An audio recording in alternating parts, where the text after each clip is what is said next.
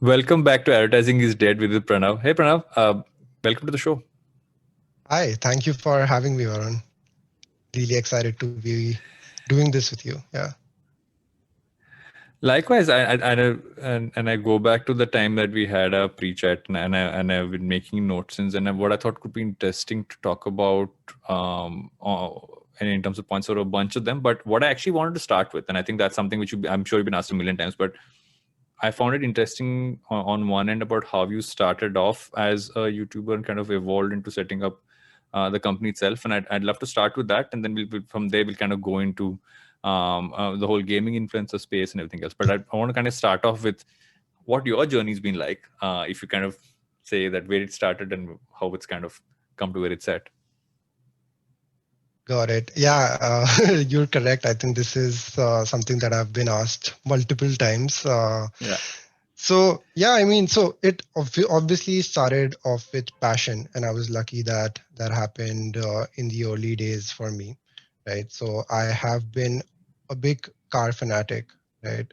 And just I think while I was graduating in the last few months of my college, I got introduced to a friend of mine who was doing YouTube. This is pre-Geo time. Mm. So, and I was studying in Bombay. So this guy comes to me in Bombay for some sort of help to make his execute his video. And me being a proper college kid with only time in my hand, I was like, let's do it. So after seeing, and that video also had like a car, luxury car element to it. That video sort of did wonders, and that Mm. got picked up by Men's XP. And I think that time content marketing was really big, right? Yeah. And a lot of news coverages happened on that video, and that sort of opened up a really big doors for me, that how one camera, couple of people can reach out that sort of a massy audience. And what I wanted to do was do my passion and sort of go to the massy Indian audience. And so I knew a side of India which was the luxury supercars, that people had this idea that these sort of cars are not present in India. You can only find Mm. Lamborghinis and Ferraris in the West, right? But I knew that there is an entire community of the scene that's happening, but it's of course not being spoken about or not been introduced on YouTube or any social media or on a bigger level. So I just happened to ping a couple of these people. Some of them showed interest, and Mm. then I made a video with like I took an Aston Martin to my college, and I'd put like GoPros all across the car, and I was like, let's take reactions of students and everything, and that video also blew up. So since then I knew that I got to do this for because it's also could be paying, and of course I will be able to drive these cars, be around these cars, and Mm. just fulfill my passion. uh, this was the introduction, and me being an influencer YouTube. I wouldn't call myself an influencer, but let's just say Mm. that I had a small following. YouTuber rather. YouTuber, yeah. So I've actually have a middle question before you continue. Does yeah. anybody like being called an influencer? I think everybody uses that term, but I realize that most people will say, I'm a creator, I'm a YouTuber, I'm an Instagrammer, or a gamer. Do people actually like to be called influencers? Uh, I'll tell you, it's been a periodic change again in that also. Mm. So initially, 3 years back, people would love to be identified as influencers, right? Because it was something not everyone was doing. What's happening right now is like a lot of people have entered the space, are producing content, and especially because of reels and everything. Yeah. A lot of it's cluttered, I would say, in a manner, right? So now nobody likes to be, especially the creative ones, right? They don't Yeah. want to be associated with the masses. They want to stand out. Mm. They became an influencer because they wanted to stand out by probably not being an engineer, lawyer, or whatever they were doing, right? Yeah. So I think that's primarily one of the biggest reasons they don't like being called as an influencer. Sorry, I know Yeah, I cut you while you were saying it, so yeah, I cut you from the time when you started talking about how your creator journey kind of evolved yeah, from that initial Aston Martin with GoPros. I'm like, yeah, yeah. So yeah, the cars sort of happened, and in the entire supercar community also, I started to network because people did not, this wasn't happening, right? Everyone hmm, had those cars, but nobody had that sort of an audience. So I started receiving a lot of love from that community as well. So a lot of owners started reaching out to me, hey, let's do this, let's do that. So within a span of, I think, couple of months, I was probably known by 80% of the supercar audience. hmm, So which was good, right? But then I went back and saw my AdSense revenue, hmm, right? I was like, okay, I'm gonna be smashing it in the revenue, because what I see in the West is, okay, somebody gets a couple of million views. The next thing we see is that, okay, these guys have bought a new house, a new car, or whatever. yeah, And I was like, that's something is going to be happening with me as well. I had probably clocked 10 million views in like 3 months back hmm, then, hmm, wow, and the YouTube AdSense revenue was not even enough to fuel that Aston Martin. So hmm, then it was obvious, like, this is not a long term career sort of an option for me, right? As much hmm, as I would love the attention I was receiving, people probably noticing me at events and stuff like that, but it was not a paying one. And of course, there were no companies like mine or yours that would enable content creators to reach out to brands or whatever. yeah, Like, those yeah, associations were not happening at scale. So, and it was basically like my problem statement that I tried to solve, and that gave birth to the company, wherein I started researching about how things are happening in the West, got introduced to the influencer marketing term, did a lot of research. In the initial days, I wanted to build a platform, right, to hmm, automate this whole thing of connecting influencers with brands. hmm, Again, we built a beta version as well, had to stop it because again, too early for marketing managers, brands to adapt a product like that yeah, for a concept which is in itself fairly very new. So in my early days, I had to explain the concept first. Like, right now things are pretty easier. We don't have to reach out to our clients and tell them what influencer marketing is, right? We hmm, just hmm, have to tell our USP or whatever. um, but back in the day, I think we had to teach them, tell them, guide them, yeah. and then it would come to the execution phase, right? So yeah, I mean, this is sort of my journey of how I transcended into building this company from influencer or YouTuber or content creator. Yeah, So, one of the things that has intrigued me in recent times, and it also might be because I've never been a gamer per se.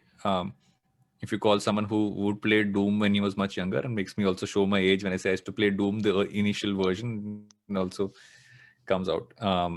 Or at some point would dabble in and play a Max Payne version one when it came out, and while in recent times I have tried to get into it, I've realized that the culture behind gaming and what has excited me more has actually been the culture around it than the yeah, games itself. Because I don't think I'm excited about playing the games. I'm really excited to see how that everything from how people are consuming it live, in arenas is what I saw. I remember obviously a pre-COVID period, to how that entire culture is brought across, not just from what was initially I think Twitch and now across YouTube and everywhere else.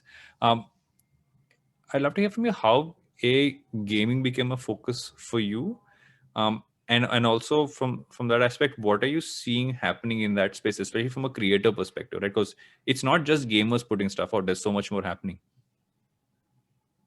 correct. So for me to enter gaming, it was primarily, again, a mix of passion and strategic decision, honestly. What I realized is, for every company to succeed, timing is very important. uh, for me to come this far, the time that I entered in the influencer space worked for me, right? It worked as Hmm, a first mover. It worked as the early mover advantage definitely I had received back then, right? And the moment I started to understand that, okay, this space is now again cluttered. There are tons and tons of companies which is doing exactly what we're doing, right? We had to innovate, right? Of course, in terms of ideas and campaigns and everything was happening. Uh, what I saw was a lot of these gamers started to come on my feed, right? And a lot of chatter mm, globally mm, also increased again around gaming, and in India as well. A lot of PUBG mm, was at its peak. People were winning crores and crores in tournaments in India as well. So for me, it was like this is again the right time to enter a space which is going to mm, be booming and has a very big potential, right? mm, mm, And that's when, of course, we were already managing a lot of content creators in the entertainment space. So we had, the know-hows, the bandwidth, the resources to support a gamer as well. And that's when, yeah, so again, so it was the strategic decision for me to enter the gaming space, and that's when I came across a lot of cool content creators who were doing something really unique. So I mm. came across, I'll give you an example, this 18-year-old kid. uh, what he was doing is he was creating web series sort of content storylines using GTA, Mm. right? And that was insane. I mean, what he did was episodic videos through GTA, that okay, Michael is one of the famous character in that Mm, game.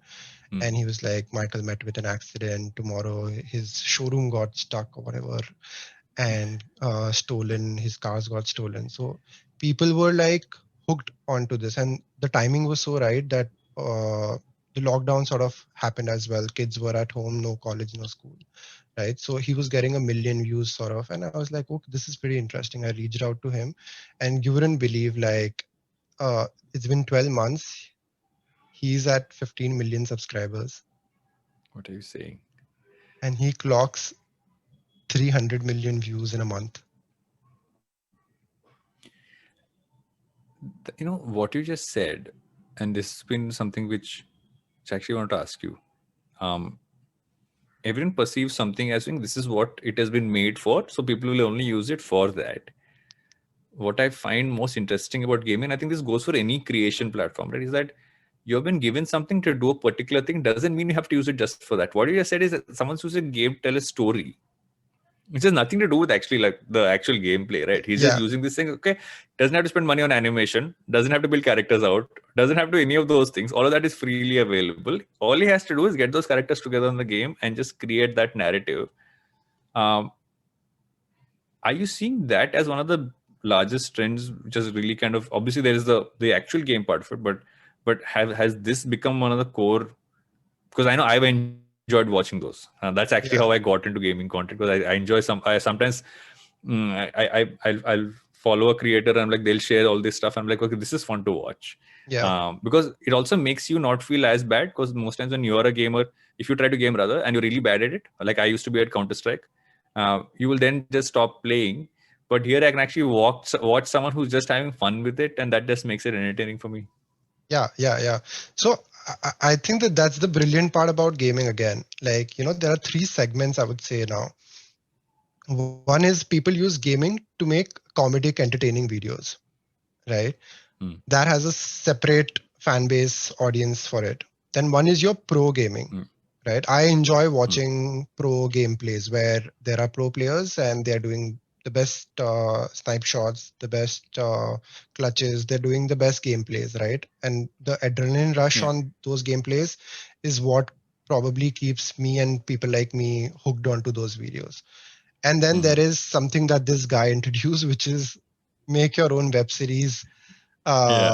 with a game which is, like correctly you said, free of cost, right? No Mm, animation cost. And the good part about GTA is that there are so many mods, right? You can mm, mm, make a McDonald's in your game, right? You can do anything. You can create anything that you can think of in that game. mm, How do you use a game and what sort of content you make is, so again, for everything that you do, you have to set a USP, right? Otherwise you will mm, be not be standing out and you would be doing average sort of work. So if you have to mm, be number one or in the top, you have to bring some sort of USP. So that's something I speak with all my content creators as well. So you might be playing PUBG, but what's different than you and those other players who are playing PUBG, right? There has to be Mm. some sort of USP value that you're bringing on the table, right? Yeah. So this guy did it, and luckily, all the people that we're representing at some levels are bringing a lot of. So we have this content creator called MythPat now. Mm. He does insane editing when it comes to gaming. So his gaming videos, like even if you tomorrow start watching it and you have zero interest in gaming, Mm. you would end up watching his 10-minute video and not feel bored, right? But you will Mm. also he will also be tagged as a gamer, and he will also be tagged as an entertainer. Yeah. Yeah, I So agree. I've seen some of the stuff that he's done with Netflix, and I just like found it so interesting to just kind of see. He also that's what it's that line of saying, are you a creator in general whose gaming is your core, and then you find different ways to kind of amplify what you do is really, I think, the way everyone's using it now. so yeah, MythPat is one good example in that, right? Like how he's used gaming, and he had like this natural skill set of dubbing, right? So he would just Mm.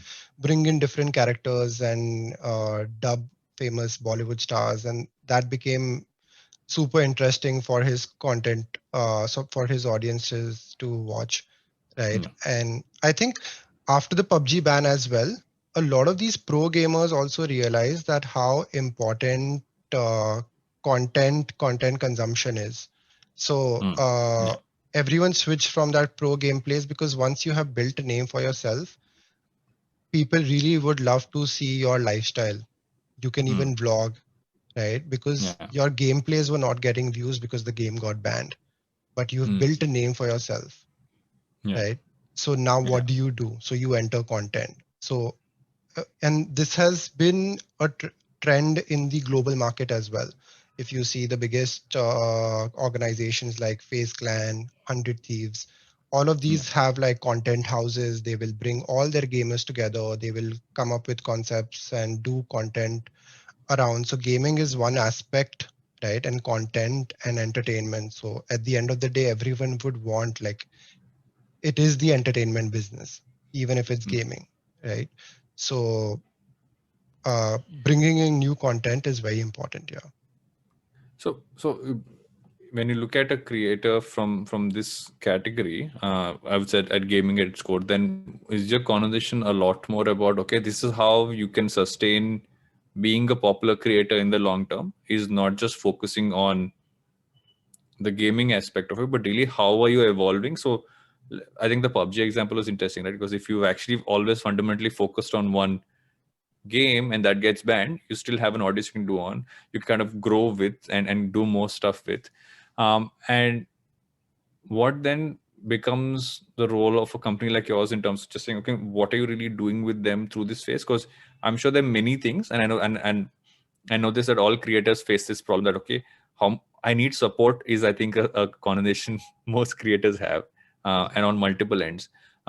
So also from the fact that because you were, and you came in from that creator piece of it, what were those pieces that you tried to plug in for creators saying, "Fine, these are things which I know you need, I'm building these out for you," and so that way it makes it a lot better for creators kind of work with you.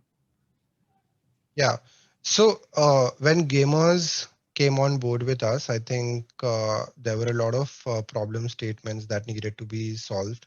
First of all, collaboration was a very big factor, right? They were getting the sort of views, but they were not really known by the mainstream media, right? Like MythPad, be it the techno gamers or anyone that we were working with was not really recognized. So our crucial role was to mix audiences, do them collaboration with already existing entertainment YouTubers, bring them on Mm. board, do live stream, do any sort of collaboration. Netflix collaboration works really well for us in terms of visibility to a different niche of audience. Yeah. Making those sort of collaborations and deals happen. Then your second aspect becomes your PR, right? So Mm. we go hard on building like a PR communication for them, that how do they want to be seen, and having a different strategy for each individual to be followed through, right? Mm. And then comes your again, like, do you want to be just a gamer? And this is an individual call on each person that we're representing, right? Yeah. So, like, we did a music video for techno gamers, Mm. Ujjwal, right? This guy who Mm. does the web series content. So he Yeah. wanted to do music, he wanted to pursue it. We did it, and that's completely unrelated. The music video had no aspects of gaming into it. It was just a normal YouTuber doing a music video, but Yeah. that again brought him such new eyeballs for him. People's perspective towards him changed. They found that he's just not some guy who's sitting behind a screen and making content, because people find it fairly easy. That whole perspective change, and then that whole upliftment of his audiences trusting him more, believing him more, increased by that music video, right? Mm. And that video did again well. It's sitting at 22 million views in, like, it's Mm. more than probably all the rappers who make videos, right? Yeah. Yeah. But that's the potential, right? Of course. So if he wants to pursue music, then we are looking forward to build that sort of a network for him. And if, Mm. for example, Slay Point is one of the talents that we manage, and then they want to do something in the acting space, or they want to do enter web series or stuff like that, so we Mm. create an ecosystem. We provide them, try to connect them with people that would be important for them. So those are the sort of services that we try to bring on the table for each content creator. Um, do you also then see this playing out in terms of what you're kind of doing as a company as broad? I know there's OP Gaming, which is the other unit Yeah, as well, and yeah, what you're doing with that. yeah, So if you're looking at how you're kind of building out everything around it, yeah, because I feel that there are two parts of it. Right? One part which I want to come to right after this is how you kind of work with brands and get them to understand, like you said, right? One is to explain to them what influencer marketing is, which is obviously took some time, but now it's about explaining how a gaming focused influencer could really be good for them.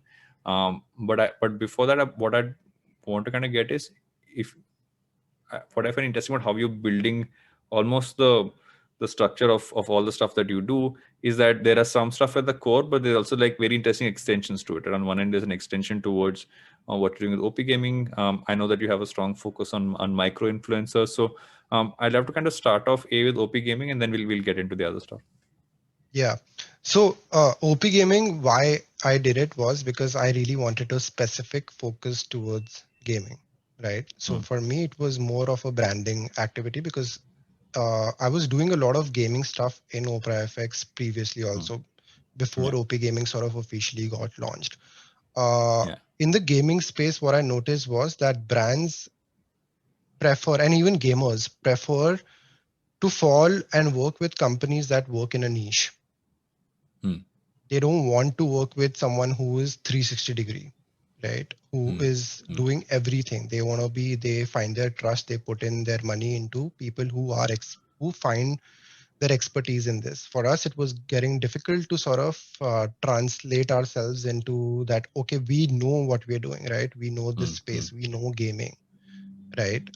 yeah, OpraahFx, because it was big in all sort of genres, entertainment, cooking, tech, uh, and gaming. But yeah, since gaming becoming an equivalent and probably bigger than all these spaces combined, mm, we had to brand ourselves differently for that particular piece, mm, right? And the moment we did that, we started seeing more conversations with brands. We started seeing more conversations with influencers as well. A lot of these influencers, gamers, thought that, mm, okay, these guys are very specific. They know they're building an ecosystem for us. They're trying to help gamers, yeah. and that is what we wanted to do, and that is something that happened as well. So I feel like if it's pretty important, like, if you want to focus on a particular niche, you have to, like, cut like one Double piece down of on your it. company and, like, uh just brand it differently, just do stuff Yeah. differently. So with the OP Gaming, we have a completely different team. We Mm, have people who talk gaming day and night, who just play yeah. games if they're not working, and that really helps because they're pretty much inclined with every conversations that happening around gaming across the globe. Who's winning, who's losing, what tournaments are happening, what new Yeah. YouTubers coming. So that wouldn't have happened if I was doing those stuff in OpraahFx only, right? So a True. separate attention to detail for gaming was required, and that's what I felt was the need of the hour, and that's what I did. It's all, has it also kind of helped you go deeper into the gaming ecosystem as well, just in terms of like say everything from like um, kind of bringing in terms of how well you're working with the community as well, compared to on one end there's the brands coming in, other end there's the community who's part of it, and not just community from like gamers, right? From like let's say platforms, or you're looking at any new games kind of coming out. Does that help on that front as well? Yes, I mean, it opened a lot of doors for us. So eventually we were doing one aspect of gaming, which was just developing gaming campaigns for publishers, right? So it was again influencer marketing only, wherein you are doing branded stuff with gamers, right? But then because of OP Gaming, we also got introduced to esports, which is now we will organize Mm. esports tournaments. Yeah. So this is one aspect that has opened up. And what I'm doing with OP Gaming is I'm not bringing talent management into it. I want to support not Mm. just my gamers, I want to support everyone in the ecosystem, right? So Mm. OP Gaming is like, even if you're not signed with me and there is something that I can do to help you, I will do that. So Mm. it's like an organization for the gamers. Yeah. Yeah. Which is actually one of the things about internet culture which I really like, which I constantly talk to brands about, right? Is the fact that the whole sense of community is so strong. There'll be a lot of issues within community, which is always bound to happen because any community has those issues. Um, but at most times, what we don't focus on enough is the sheer strength of that community and what all it can actually help drive. Like you can literally drive not just how popular culture moves, and how an entire stream of business could really change. Uh, how have your conversations with brands been, especially when you're looking at this category of what you've been really pushing out? Primarily, also because in some sense you're kind of pushing the whole gaming space forward as well, right? In terms of perception about how brands and other popular culture can kind of work with gamers. So I feel there are two answers to this. I think we've been very well accepted by uh, with the concepts, the ideas, the whole pop around gaming, and the entire community aspect as well has been Hmm. very well accepted by companies that are coming from the West to India, Hmm. right? So when we're doing Yeah. stuff and we just have to draft a plan and they find it correct and they're on it, right? Hmm. Uh, but when it comes to organizations working in India, there are Hmm. very few who show interest. But I would see a lot of companies in India being endemic or non-endemic gaming brands as well. They would ask me that, hey, what's up? Like what's happening in gaming? Let me know. I've been hearing a lot. I want to do something. So everyone wants to do something in gaming. Yeah. Yeah. But again, this is, and I'm going through a very similar situation which I was going 4 years back. Hmm. That hey, I want to do something about influencer marketing, but I am not sure how much and how far do I go with this Experimentation phase. experimentation phase. Like is this kind of money going to, because I'm answerable to the management XYZ, Hmm. I'm not sure. Hmm. Let's do this only what we're doing, and let's pick one gamer and let's figure out how it one Yeah. comes out. Yeah. And again, none of influencer marketing as a whole concept doesn't work with one of Yeah. conversations. It is long term, be it micro influencers, uh, be it macro, or be it like your celebrities, your conversations, your end results always relies on long term partnerships, Yeah. right? So if you're not building that narrative, it's never going to be working out. But the problem is like one video or one Instagram post or whatever is never going to find success. So I'm just waiting for that one case study to build in the Indian ecosystem that is going to be uh, seen as a success story and then being replicated and uh, done differently by multiple organizations. So whosoever does it, be it my organization Yeah. or someone else's, we just want that particular bit to happen. Yeah. Yeah, you make an interesting point about long-term association, right? And I feel that that's something which, and which is why, and I'd actually love to get your perspective. The problem is that most influencers are still used like media vehicles. Like, okay, I could put up an ad as a banner. Now I will put up an ad through an influencer.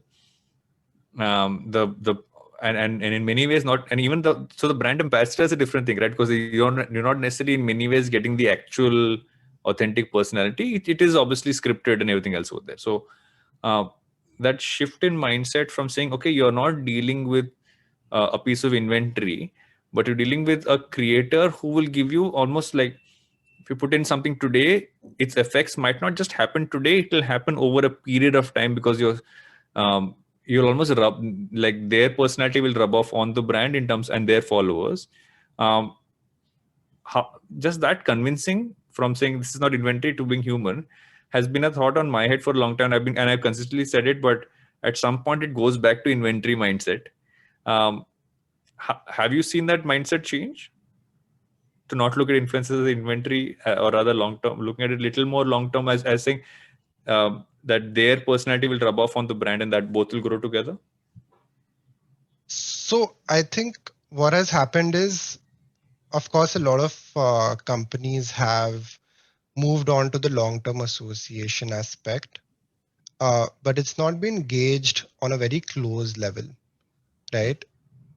Your long-term is again made short-term in a way that I want 6 videos and 6 Instagram posts.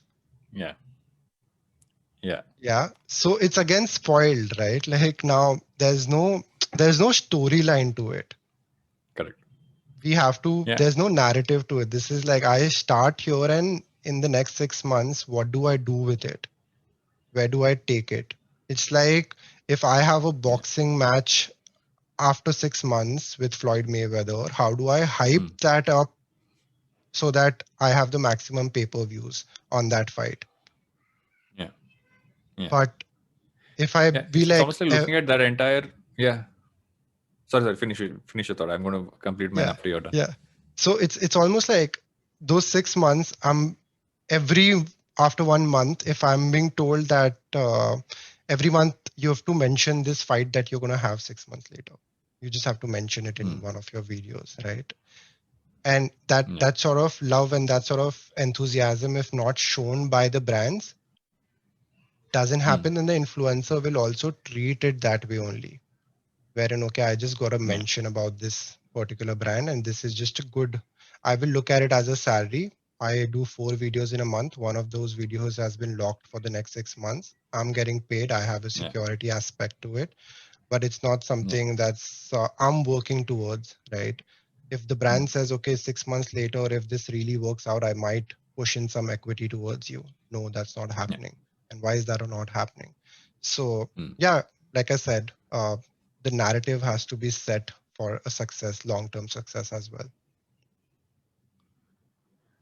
Uh, what I was actually going to say a little earlier was that Yeah. I think this also kind of fits into another thing, right? What you just said is so bang on, because if you treat it like a, and it is a transactional relationship. I don't think there's nobody's trying to say this is not a transactional relationship. It is a transactional relationship. Yes, But yeah. if you're giving the creator ownership to say, create it how you would normally create it, so it almost becomes an extension of what you would normally. You shouldn't have to think, oh, this is something I'm creating as a branded post versus what I would create for myself. If you allow that in many ways, that's what I see, that almost like, a creator putting some heart into what they're creating kind of comes in, right? Otherwise it's like, okay, I got in a script, I'll just do what this is, or these are the pointers I have to say, these 4 lines, I will say them. But if you give them a little more ownership, you do that. um, doesn't that become even trickier when you're looking at a wider set of like even from a brand perspective, right? If I'm doing, okay, I'm not just doing one or two, it makes sense for me to work with, let's say, a wide set of influencers for one campaign, to look at each of them and kind of gauge what each of them should say, should not say, let them do it their own way. But what if something is said wrong? um, how do you how do you then build that funnel so that you balance it by saying, okay, they all feel that they have taken put heart into it because they see that from the brand. But from the brand side as well, the brand doesn't feel ki, I don't know what these guys will put out because I told them to be natural. But what if their natural is not something which is good for me? So how, because I know that you're in between that. So how do you kind of make sure that that funnel is kind of handled? That gets solved in the first step of you doing an activity which is vetting the influencer. You Hmm. choose an influencer in a way wherein you know you've seen his track record. You've seen that okay, this guy has not messed up, right? You check his, get on a call with him, you speak with him for a couple of weeks. It's like uh, if I have to find a COO for my company, it's not like I'm just going to be asking what your salary is and then okay, your CV works and come on board. You're going to have a long conversation with him because you're giving him an important position in your company. Yeah. So you're going to Yeah. build that trust. But like you said, because multiple influencers, brands are like, I don't have that time or Yeah. bandwidth to go and sit with all of these people. And that's where it brings to the question, the influencer agencies are there to solve this problem, Hmm. Yeah. right? But that problem is not being solved because influencer, I was just speaking with a friend of mine about this conversation only, like how again it's all monetary. Hmm.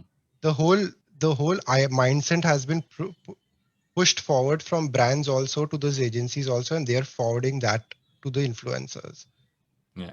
If brands start to expect that from the agencies, now the Hmm. agencies should do that. They should, now agencies are not aware about what sort of an audience does this particular influencer have. They only Yeah. know that I have X number of following, X number of average views, X number of likes, and this Yeah. is where the conversation stops. Yeah. The conversation should be what is the audience talking in the comment section? And Hmm. why do you think that this comment section, this community is going to be the perfect match for your brand? And I couldn't agree more. this is the part where an agency gets paid for, not to make a list of influencers which any intern of mine can have and Hmm. push it forward to a brand. So That's so true. yeah, Again, it goes by the quantity, right? Like you're saying, that's inventory. Saying, okay, yeah, overall, let's say I have to choose 20 influencers for a campaign. Of these yeah, 20, I have chosen, it's an inventory. I'm looking at like almost like you're weighing it, right? Okay. Um, you're calculating the thousands or millions and all that. Okay, how much does all of this count come together to all influencers together get you X number of million followers? So okay, yeah, let's do this, right? yeah, Rather than saying each of them are actually covering so many different aspects, which means that you could maybe get 10 influencers, but through 10 you could actually cover so many different kinds of consumers because they all relate to so many different. I think that's really yeah, the way that it should be looked at, but it most times isn't. yeah, yeah.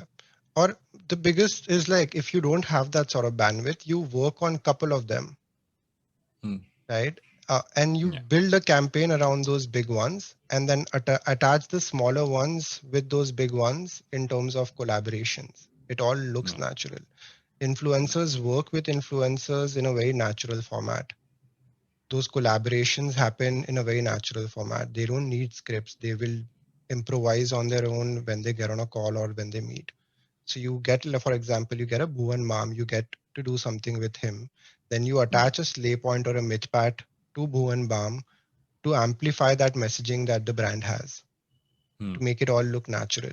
And do it Yeah. for a longer period of time. Make it a group Yeah. of people talking about your brand. Make it a clan, Yeah. make it phase clan. Yeah. Have my all my people and every one of us are chilling and we're, let's say for example, it's 5 star. Everywhere Hmm. we go, we need a 5 star. It needs to be Yeah. packed. It's my traveling partner. I will be drinking Red Bull. And Hmm. if it's not Red Bull, two of my friends are gonna fight. Show that fight. Yeah. Create that natural journey. Yeah. Yeah. So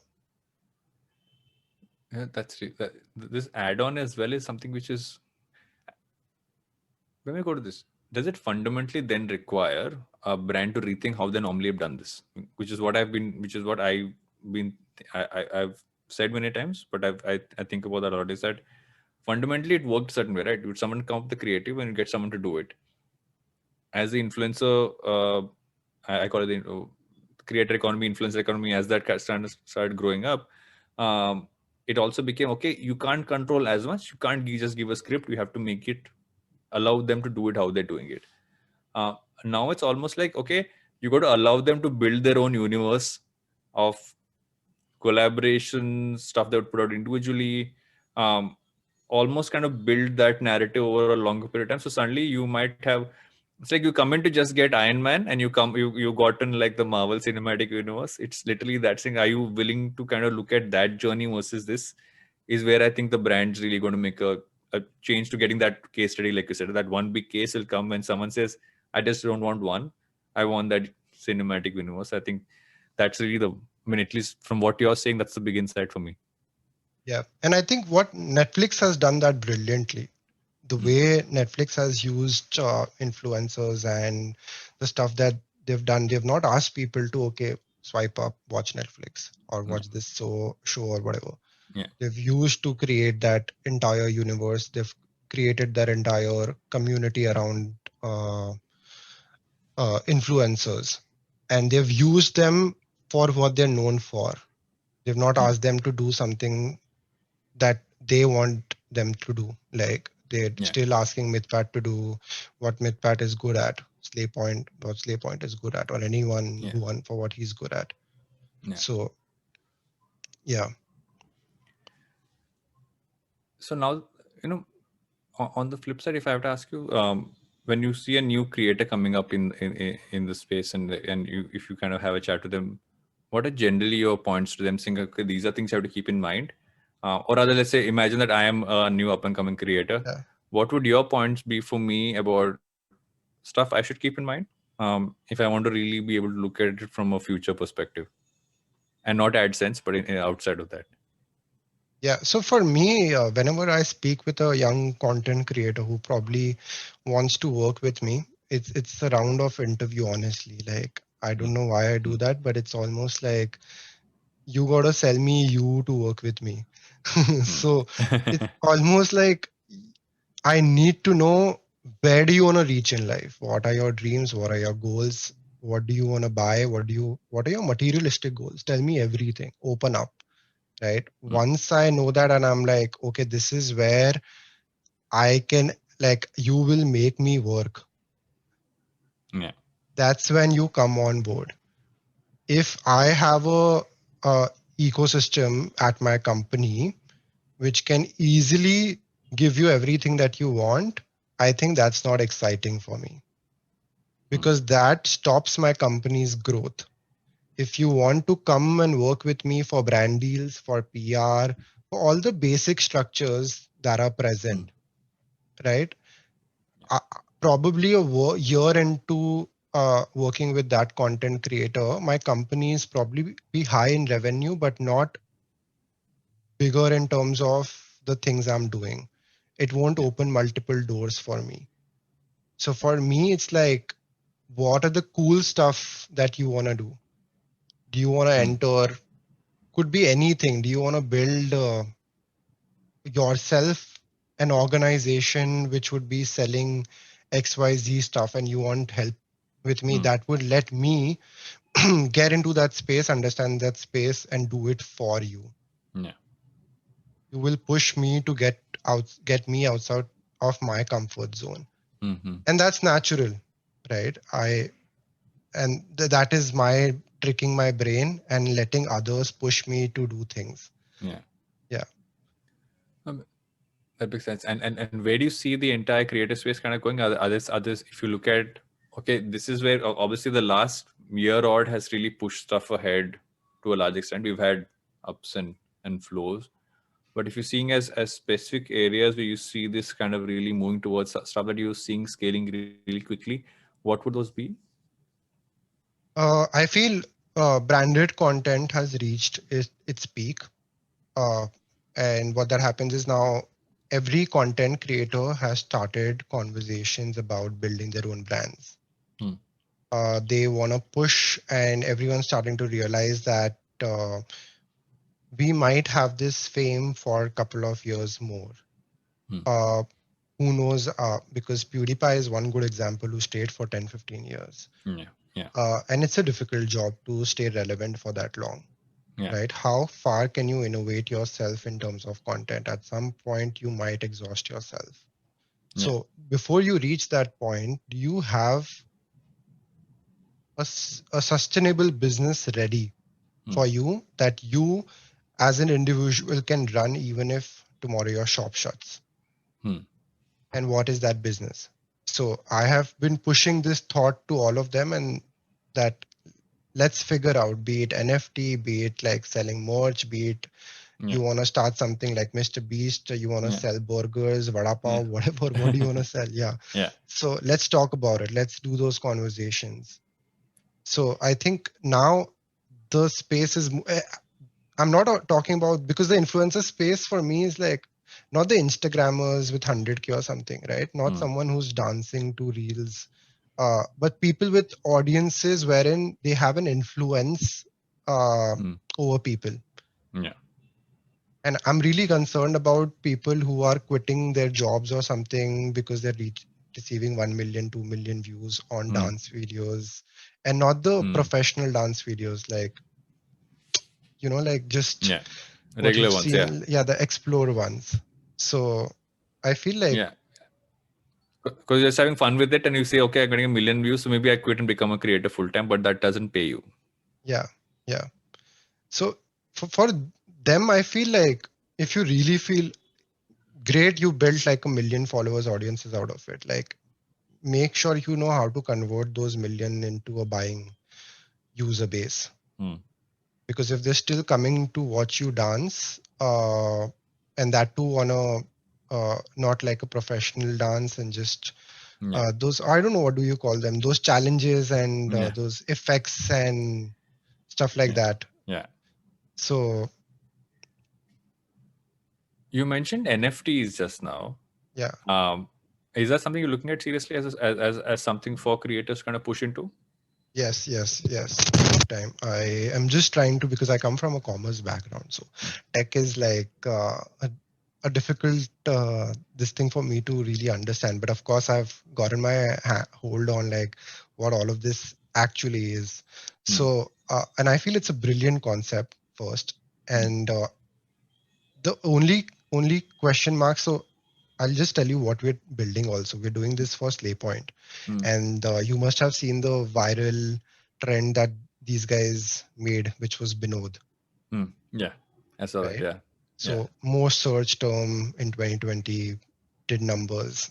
Yeah. So we thought like, let's do an NFT, let's do a test.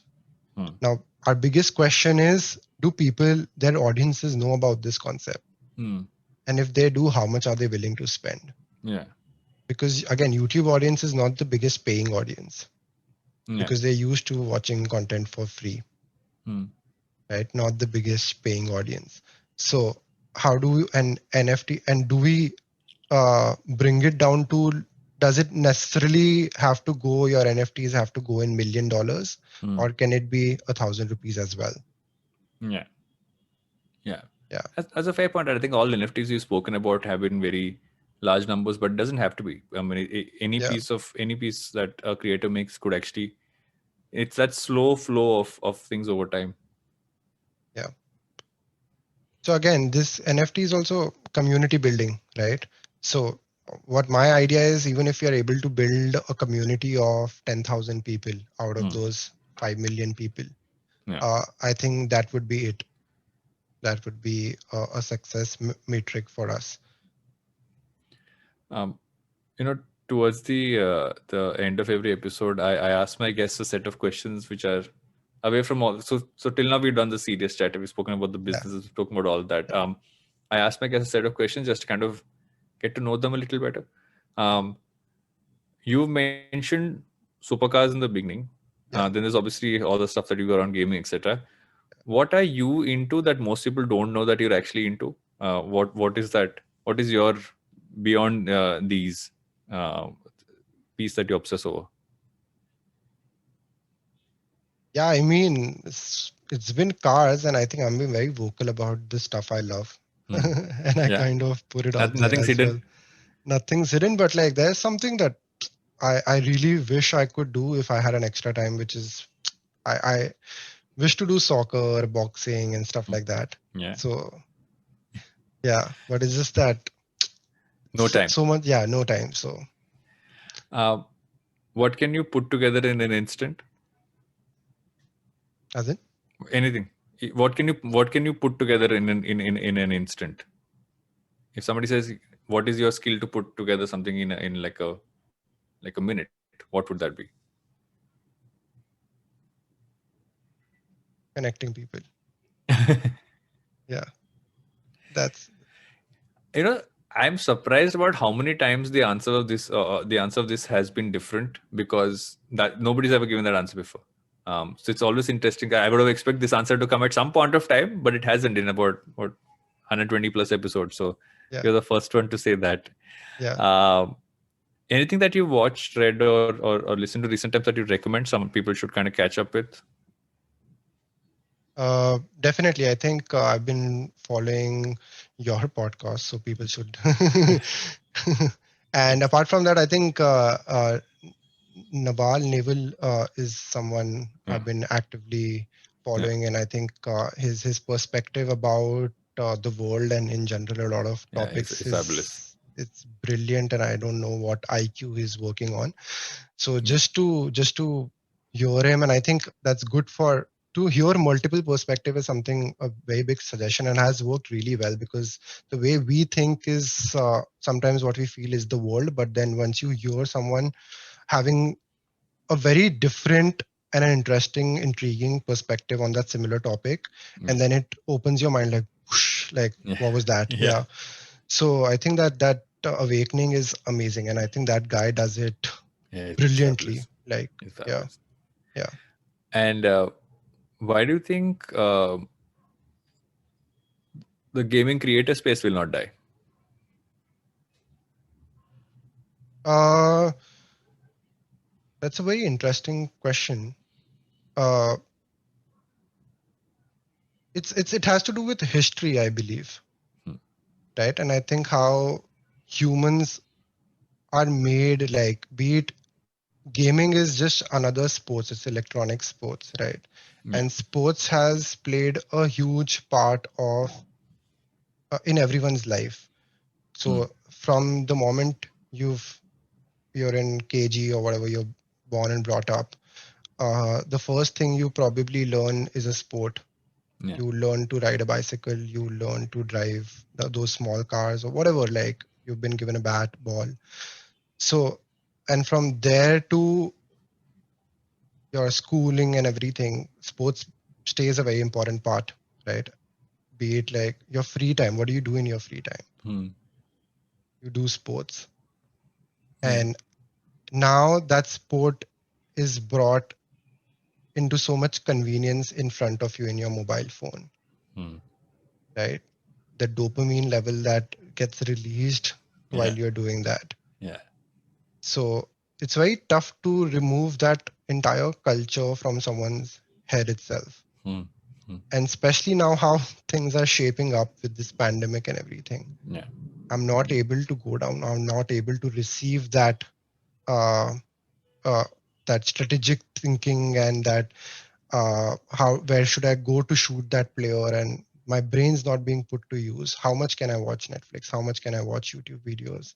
I gotta involve myself into a sport, right? If I'm Hmm. not able to go down and play a sport, this is what's gonna happen.